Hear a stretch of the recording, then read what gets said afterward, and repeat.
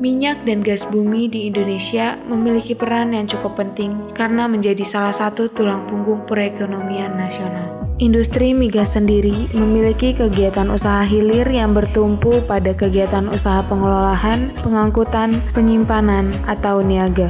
Setiap perusahaan yang ingin melakukan kegiatan usaha penunjang migas harus memiliki SKUP migas. Sesuai dengan Peraturan Menteri ESDM Nomor 14 Tahun 2018 tentang kegiatan usaha penunjang minyak dan bumi. Jadi, apa itu SKUP migas? Dan bagaimana prosedur membuatnya? Mari kita bahas.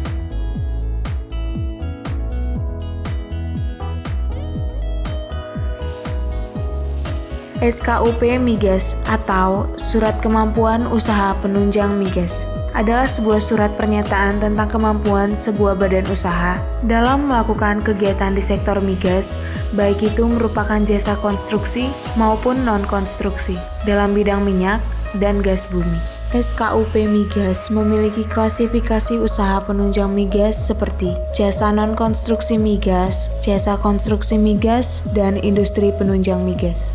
Apabila Anda adalah pengusaha yang bergerak di bidang konstruksi migas, maka diwajibkan untuk memiliki SKUP migas yang telah dikeluarkan oleh Direktorat Jenderal Migas Kementerian ESDM. Untuk pengurusan SKUP migas, dokumen yang dibutuhkan adalah sebagai berikut. 1. Surat permohonan. 2. Surat kuasa. 3. Formulir data kemampuan usaha penunjang. 4.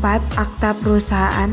5. SUP. Dan yang terakhir NPWP. Setelah melakukan proses penyerahan dokumen, akan ada proses evaluasi dokumen yang dilakukan sebelum diterbitkannya SKUP migas dalam penetapan peringkat kemampuan usaha tersebut. Setelah penerbitan SKUP migas, maka perusahaan tersebut wajib lapor selama 6 bulan sekali atau sekali sewaktu jika diperlukan.